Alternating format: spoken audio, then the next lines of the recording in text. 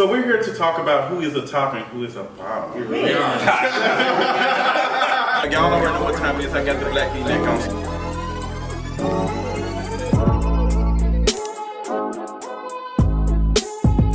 What's going on, y'all? We are here for another episode of whatever the fuck I want to call this today. And I have a bunch of black queers with me. Well, the ones who identify as queers. We're going to make sure we get those out. Okay, girl. Right, like, come drag me. Well, I don't know who is. I mean, Mark might be the same. Do you identify? I'm gay as fuck. Gay as fuck. Okay. Dick's all in me. Yes, you already know it. So we're here to talk about who is a top and who is a bottom. We really are. I know some of y'all probably got a chance or did not get a chance to watch Dear White People. Who's seen it? You watched the whole season? Season 2. I watched all of season 2. What did you think? What was your first opinion on watching that? Well, I mean, I went into it with low expectations because, of course, it's Dear White People. Everyone took a sip. Well, here's the tea. I mean, like, for what I expected, it was decent. It wasn't bad. Like, really, I actually like the first 6 or so episodes. Then it got to that episode where Troy was trying to find himself or whatever, and he was on shrooms, and that was such a boring ass episode. And then they focused on the white dude for the 8th episode, and I'm like, okay, it's wrong. But we have to. Someone has to think about the white people all the time. I mean, the creator's boyfriend is white, so yeah. See, I wasn't going to go into all of that. But, yes, we've got to get into it. We got to get into it. Trust me. But yeah, so I don't know, I was bored by the 7th episode. I was annoyed by the 8th episode. I was annoyed by the 8th episode because I was like, I noticed the pattern of with Sam, it's like that white dude keeps collecting her all the time, and I'm like, what show is this? That happens enough. Listen, it's Dear White People. That's what it's White People. Dear White People. Listen. Our Dear White People. Listen. The reason why I asked this question because I was really conflicted and I went and watched it again. She said not again. I had to because I feel like my eye was, I don't know what eye, Agamotto or something was opening up. And I said, now that I'm thinking about it, where are the fat people on Dear White People? I didn't see any fat people. I know fat people go to college. I mean, I went for a couple of weeks. But I'm just trying to see. But the fat people, listen, I'm just being honest because I felt like the whole cast, including the people in the extras, stepped out of some Instagram fine men. Low-key, even Lionel has a body on them. Yes. Awkward gay black dude. We're gonna get to it. We're gonna save Lionel for a second. We get into it. Let me get into it. Listen. So to tell you watched it, what did you think? We just had this conversation, I think, about how I liked Lionel, especially I liked Lionel the first season because I related so much to him in many ways. Like I grew up around a lot of white people. I went to a lot of predominantly white spaces, even though I go to HBCU now. And I've always felt like the queer, the awkward, the out of context, out of place type of guy because I was always like the nerd. I was always the one reading. I was not into these things that the general black guy should be into, right? Whatever the fuck that means. Exactly. But when I got to Lionel in 2nd season, and then Lionel took off his shirt, and he became immediately this sex symbol, right? Like he stepped directly into the center of desirability, and that shit is not how it works. I thought he was not. I very much so thought he was kind of this hint at a black queer person that sits outside of what most black gay men must be to be desirable or to be palatable, and no, he stepped right the fuck into that and became that stereotypical black gay man. Think about that. So, are we talking about Lionel the character, or are we talking about the heterosexual actor who plays Lionel? How the character was handled, maybe? Yeah, listen, and I have to. Let me go ahead and put the PSA out. I'm very hard when it comes to creating and stuff like this because I feel like it'll be probably another 10, 15 years before I see a black fat queer man on TV Who's not gonna be listen fucking or butt like, jokes and shit. that's what I'm saying, and I'm tired. I'm not going to get it in even the independent films. They don't feature us, so I have to. So I get some type of concessions. I do like Deron Horton is the guy who plays, Lionel.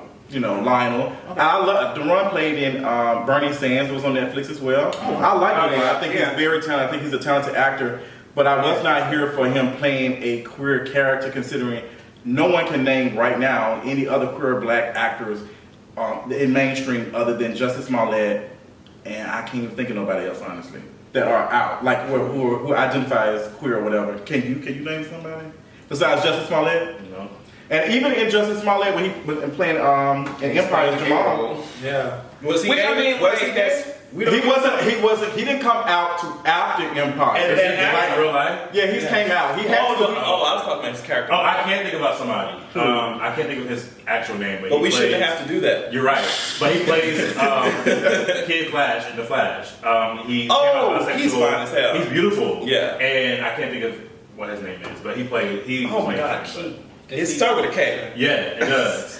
Do your Google. He's a beautiful actor. He's a great actor. And so he identifies. He's identifies bisexual. Just came out, but he's bisexual. Or he's light skinned, tall. Of course he is. skinny. Well, not skinny, but like more small fit frame. So like He's very like conventionally like. He checks off enough boxes. enough boxes. Yeah, okay. But he dresses like how Jaden Smith used to dress. How people used to pick on him about it. Like he dresses like that. Like, But better. a lot better. What's like film, but it looks cute. Afro queer. Keelan Lonsdale. Yes, him. Okay, I seen somebody talking about him the other day. Yeah. So you've not seen them you've not watched the full season. I You watched just the first episode. Why did you start? No, the first 3 episodes are horrific. I mean, first of all, I'm not. Drag it. Don't drag it. I only watched the first episode because I was at someone else's house and they wanted to watch it. And Like, And girl, you just left sit it out down and there. just fucking sip the So tea. we can't take your critique because you might have stopped watching it because it was like 20 minutes. Like, okay, it was time for something else. It might not have been because it wasn't good. You might be trying to get to the money. I'm literally at Netflix and chill situation. that's what it was. I'm not gonna lie. Right. But also, Oh, girl, she's trying. Okay. I'm not gonna lie. But also, I did watch the first half. Right. And You saw season 1, correct? I did season 1, Okay. and that's why I was reluctant to watching this season because I hated season 1. Mm-hmm. As a black student organizer on campus, like I've seen like the true lows of being a black student organizer and being like popular on campus, popular on social media because of your organizing, and so to watch how they like trivialize. That wasn't Everything. Like it just didn't make sense to me. And then my critique of everything, like I did with Childish Gambino, like I did with Orange is the New Black, and so forth and so on. I don't see the use in like these black but really white creators Black Death Simulation. right to continue to like do Black Death and perform Black Death for the masses. Like it doesn't make any sense to me. So that ending, where it wasn't like he didn't die, but it was like really It was anticipatory. We right. knew Yeah, it we know what it was supposed to be. It just was pointless to me. So I was like, So Aiden, you watched it for research purposes. I watched Come on, some of Sheree. it. I watched some of it for research purposes, and I told someone, I said, to me, it's very much the McDonald's of the black experience. It's very much a drive-through of the black experience.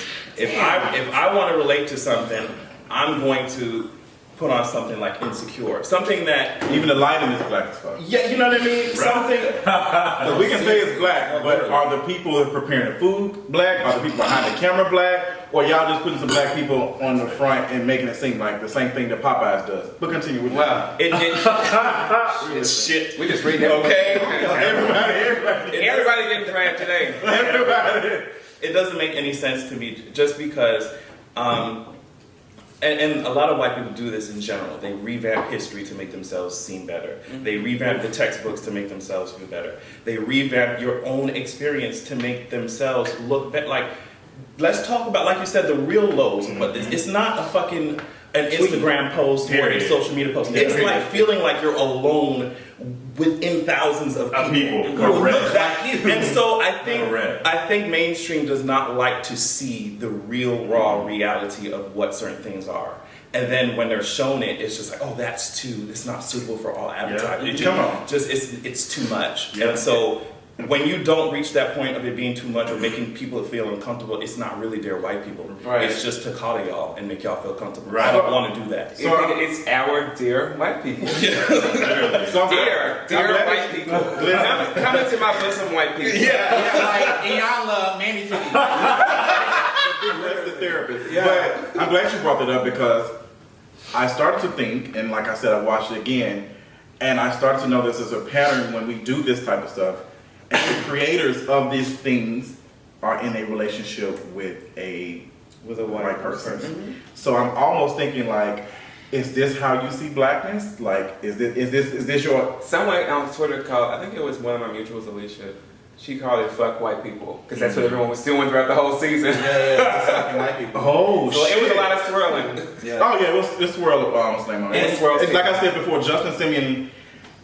He is a creator and whatever of Dear White People, and his boyfriend is white. He has a white king. Nothing's wrong with that, but I don't think there's nothing wrong with it.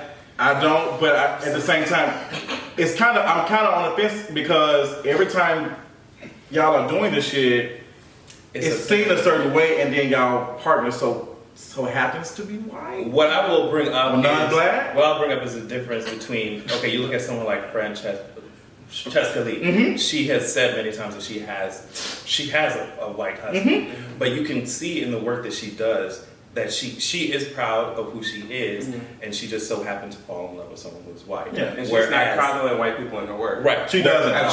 She doesn't let them breathe at all. Listen, You know what I mean? I've had a conversation with her, and she is that girl. I love the fuck out of her. I did have some reserves in the beginning, just like anybody, because I feel like if you're going to do this work and be in a relationship with a white person, you got to be ready for it. You have to be ready for it. You're putting yourself like you got to do even more unpacking and shit, like explain more mental work and shit just to be there. And if it's worth it, so be it. But I'm glad you brought her up. So that's the first thing. But then you see, like you said, you brought up there are people who are in these relationships, and it's only one factor of their whole cooning lives. It's just one factor. It's usually a signal, But it's a big ass signal. Yes. it's a red flag. That's what I'm The saying. thing is, people will get mad when you say that, like, "Oh, No, you're but it's bad a to everything." correlation. I'm like, It has to be. it's a correlation. I'm not gonna like not call a thing a thing. It's because your feelings are fragile, right? And whenever I speak on interracial relationships with that, people say, "Well, you're attacking." No, girl. I'm putting a magnifying glass. We're to calling shit. a thing a thing. And if you so happen to get burned by the sun, girl, that's your fault. Like maybe you need to be a little bit more blacker. I don't. I think that I think that black queer folks, I'm always here for us finding love and healing in whatever way that we can because we don't oftentimes get to experience that. However, like you said, I am putting a magnifying glass on this black and white interracial shit because if I'm gonna struggle with anybody, it's gonna be a black person. Like if I'm gonna struggle through these issues, it's not gonna be somebody white who benefits from the majority of them. And it's so crazy because like even when you have the conversations with certain people, they can't even, like certain white people, they can't even get to the level of like understanding. They don't get it. So like I try my hardest to like celebrate us finding love because we are all so often stripped of that. But like, Girl. I think for me, like looking at it, just you can find love, but you don't need to say no shit like, "Well, I tried to date black men." Right. Yeah, that's garbage. See, and I give them enough rope, as my boo be saying. I give them enough rope to hang themselves. And when you say shit like that, that lets me know. When you're saying shit like reverse racism, when you're saying shit like that, that lets me know that you already have this look of, "Hey, auntie, listen, how you think? Hey, auntie."